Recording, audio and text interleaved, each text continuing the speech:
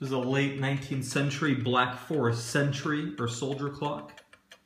You can see the Zouave soldier marches back and forth between the two turrets as the pendulum swings.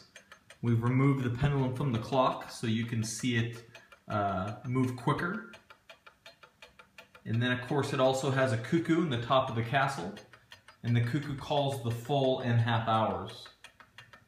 This is a beautiful example of a soldier or sentry clock made in the Black Forest region of Germany about 1880.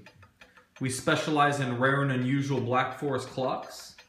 If you're interested in adding a clock like this to your collection, or if you have a clock like this you're interested in selling, you can contact me through my website, blackforestclocks.org, or you could email me at justin@blackforestclocks.org.